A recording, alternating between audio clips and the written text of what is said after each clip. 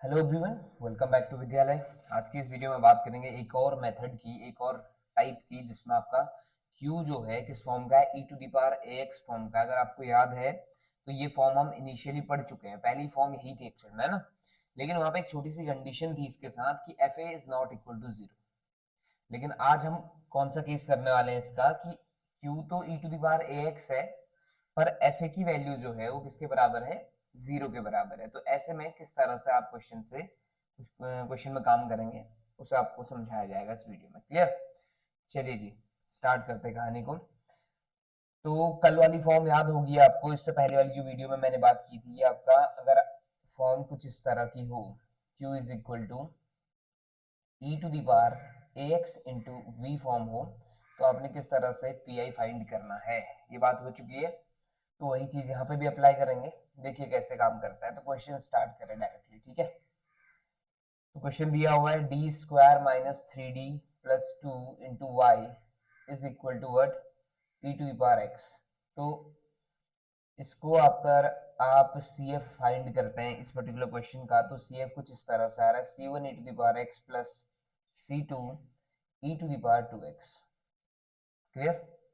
तो यानी कि ये जो क्वेश्चन है इसकी फैक्टराइज्ड फॉर्म कुछ इस तरह की होगी आपका, D minus two into D minus one into Y is equal to E to the power X.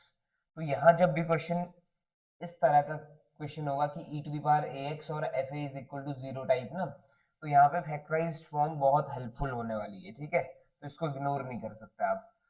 तो अब देखिएगा स्टार्ट कैसे करना है। सीएफ निकालना सभी को आता है, तो इसमें टाइम वेस्ट नहीं कर रहे, बात करेंगे डायरेक्टली पीआई की। तो पीआई के लिए आपने क्या करना है, सबसे पहले आपको one upon F D into Q लिख लेना है ना। तो वन अपॉन एफ डी का मतलब D minus two into D minus one है, और इंटू में कौन है, इंटू में ई टू दावर एक्स।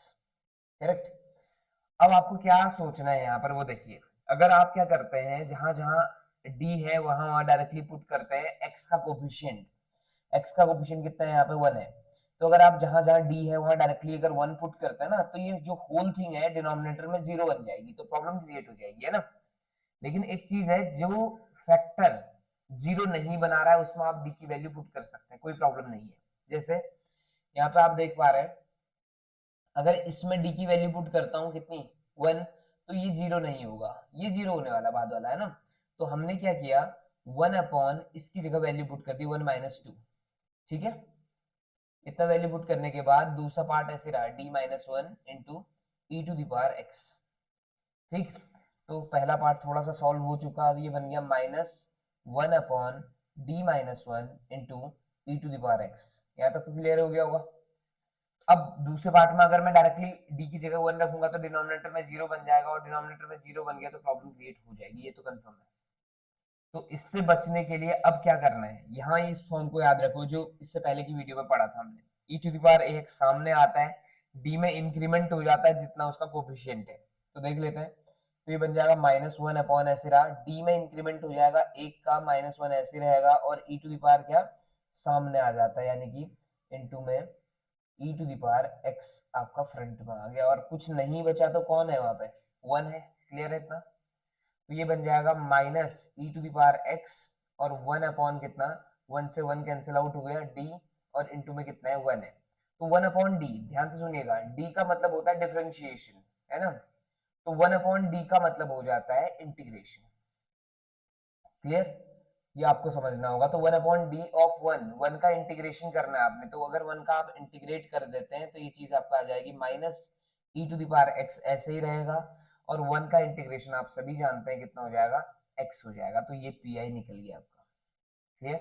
आसान है काम। तो इसका मतलब फाइनल आंसर जो आएगा वो कुछ इस तरह से आपको दिखाई देगा, y is equal to C F plus P I, और is equal to C F की वैल्यू है C one e to the power x plus C two E to the power two x, और minus x e to the power x, ये आपका final answer दिखाई देगा। Clear है इतना? ठीक।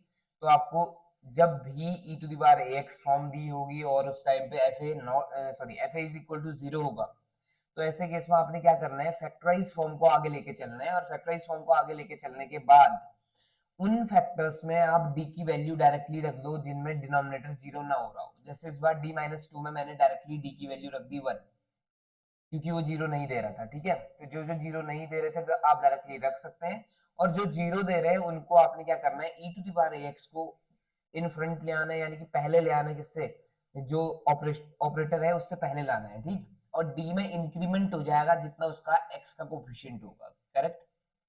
तो ये सारी प्रोसेस इस तरह से काम करती है, क्लियर है। चलिए, अगर आपको वीडियो पसंद आ रहा है तो please do like share and subscribe. अब मिलेंगे आपसे नेक्स्ट वीडियो में।